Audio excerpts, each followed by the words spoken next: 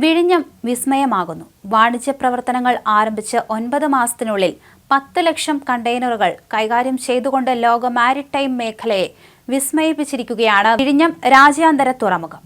സംസ്ഥാന സർക്കാരിന്റെയും മത്സ്യത്തൊഴിലാളികൾ ഉൾപ്പെടെയുള്ള മുഴുവൻ ജനങ്ങളുടെയും സുരക്ഷാ ഏജൻസികളുടെയും ഷിപ്പിംഗ് കമ്പനികളുടെയും പൂർണ്ണ പിന്തുണയും അദാനി വിഴിഞ്ഞം പോർട്ടിന്റെ കാര്യക്ഷമമായ പ്രവർത്തന മികവും ഇതോടെ പുതിയ തലത്തിൽ ചർച്ചയാവുകയാണ്.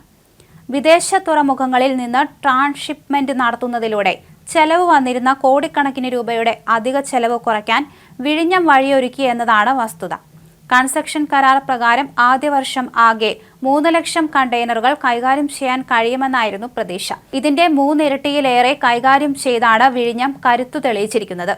ഇതുവരെയുള്ള കണക്കുകൾ പ്രകാരം 10.12 ലക്ഷം TEU ആണ് കൈകാര്യം ചെയ്തിരിക്കുന്നത്.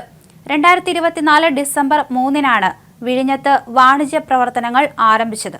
ഈ ഡിസംബർ ആകുമ്പോഴേക്കും 13-14 ലക്ഷം വരെ കൈകാര്യം ചെയ്യാൻ കഴിയുമെന്നാണ് പ്രതീക്ഷിക്കുന്നത്. ചുരുങ്ങിയ സമയത്തിനുള്ളിൽ 399.99 മീറ്റർ വരെ നീളമുള്ള 27 അൾട്രാ ലാർജ് കണ്ടെയ്നർ വെസലുകൾ ഉൾപ്പെടെ 460-ലധികം കപ്പലുകൾ തുറമുഖത്തെത്തി. ലോകത്തെ ഏറ്റവും വലിയ ചരക്കു കപ്പലായ MSC ഐറീന അടക്കം ദക്ഷിണേന്ത്യയിൽ ആദ്യമായി ബെർത്ത് ചെയ്ത കപ്പലുകളും കൂട്ടത്തിലുണ്ട്.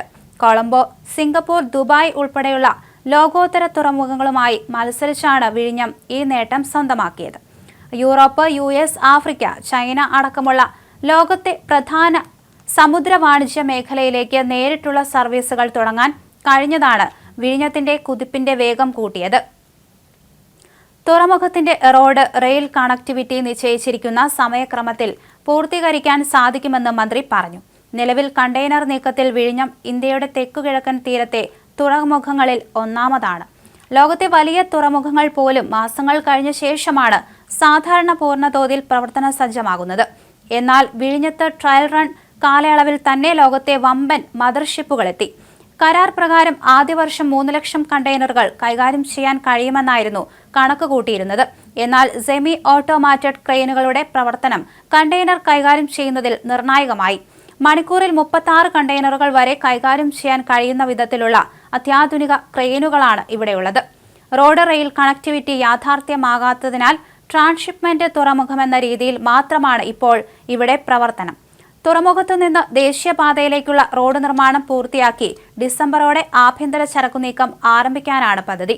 നിലവിൽ ചരക്ക് നീക്കത്തിൽ നിന്നുണ്ടായ വരുമാനം 450 കോടി രൂപ കടന്നു.